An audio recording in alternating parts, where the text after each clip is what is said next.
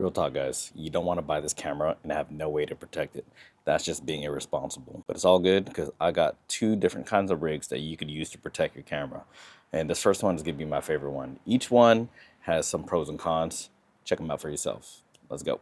So this is my go-to setup, and it just requires two different accessories. And this is going to be the Ulanzi expansion pack, and this will be the K&F protective cover.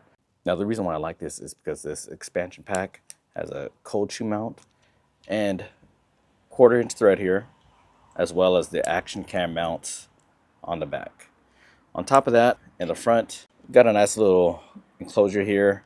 This is pretty heavy duty metal, and I do like the fact that right here you have a locking mechanism. Now, I will say that it does add a little bit of weight. Some people would say a significant amount of weight, but it also provides a little bit of protection because I have dropped this before and it did land on the side. I think you can see some marks here. So it did its job in protecting, and I know it's not supposed to be marketed as like a protective cage, but it did its job. Another reason why I like this is because you can use these action cam mounts for certain things. Like for me, I like shooting rollers on cars, and a lot of times the suction cup mount just feels a lot more secure when I could put something in there and twist it up. The second part of this is this K&F protective cover. It comes off pretty easily, and this is just plastic. This isn't metal or anything, but what I do like about it is that essentially this just becomes a one-piece setup. This is pretty much my go-to setup because it's the quickest and easiest one that I could find. So my second protection setup is just going to require two pieces, and you really only have to buy one, this piece, because this should be coming with your camera. And let me show you how it works. Place like so. Now you can see this will fit in perfectly. Boom. Now the pros to this setup is that you can hold some of your lens on the inside.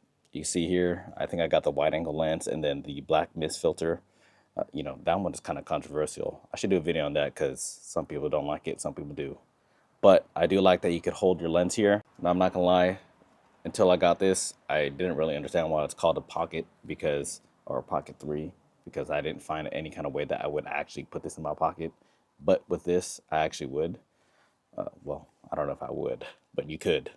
Now, the downside to this, though, is that essentially now your setup is, or your rig, whatever you want to call it, is a two-piece setup. Because with the first one I showed you, you pretty much only take off one piece, right? And the cage stays on. For this, you're going to have to take off two pieces. Now, some people would be like, hey, that's not really a big deal. But to me, when I'm carrying around stuff in my camera bag, I don't want a bunch of crap in there. I'll just be honest. I just want to be able to pick out what I need and keep what I need. And I try to be as minimalist as possible. So this whole video was shot on DJI's Action 6. And if you have this camera, I do have a pretty cool street grip kit that you should be checking out. I'll also link that video down below. Peace.